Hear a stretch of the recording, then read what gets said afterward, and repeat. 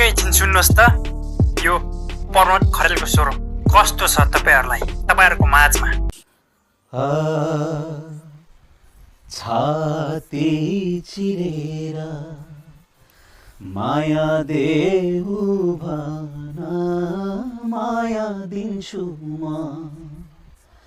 सारा खुसी चेन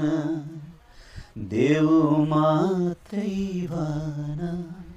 हाँसी हाँसी दिन्छु म छोड्ने छैन जबसम्म धरतीमा रहन्छु तिम्रो लागि घाम हुरी पानी सबै सहन्छु तर मलाई भुला भन्छौ भने मान्दिन म तिमी बाहेक अरूसँग जिउन जान्दिन म अत्यन्तै हैन राम्रो गीत गाएका छन् अत्यन्तै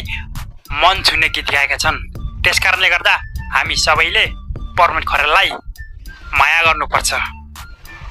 बहु प्रतिभाको धनी प्रमोद खरेल गायक प्रमोद खरेललाई हामी सबैले हैन माया गर्नुपर्छ भन्ने मेरो मान्यता हो अब हामीले फेरि अब राजपाल राईको गीत पनि सुनौं राजपाल राईको गीत र स्वर कस्तो छ हैन कमेन्टमा प्रतिक्रिया दिनु होला दूर चले जाए हम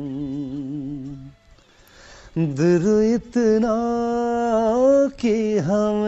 छोड़ न सके कोई गम कहीं दूर चले जाए हम किनकि हो बाजे पटी गएछ त्यसैले आँखा चिम्रो भयो दाँत मात्रै किन हजुर ज्यान जिन्दगी नै तम्रै भो धरान चुन्छरी चुन्छरी सोल्टिनी हो तिम्रै माया लाग्छ नि बेसाय नेपालका एक टप राजपाल राई को स्वर तपाईलाई कस्तो लाग्यो हैन कमेन्टमा प्रतिक्रिया दिनु होला आफ्नो प्रतिक्रिया चाहिँ कमेन्टमा लेख्नु होला हैन नेपालकै नम्बर 1 टप हैन भोइस अथवा बहुप्रतिभाका अत्यन्तै धनी राजपाल राईको स्वर हामी सबैलाई राम्रो लाग्छ त्यसकारणले गर्दा हामीले राजपाल राईलाई पनि अत्यन्तै माया गर्नुपर्छ र मैले राजपाल राईलाई नेपालकै नम्बर 1 टप 10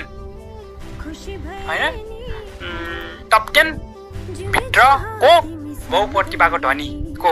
गायकको रूपमा मैले राजपाल राईलाई चिने नमस्कार साथीहरू मेरो राष्ट्रवादी र्याप कस्तो छ सुन्नु होला त्यसपछि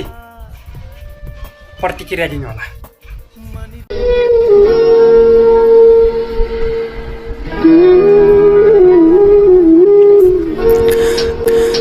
म नेपालको फोहोरी राजनीतिमा राजनीति गर्न जान्दिन जानी विदेशीले उपहार दिएको संविधानले पुग्छ मलाई हानि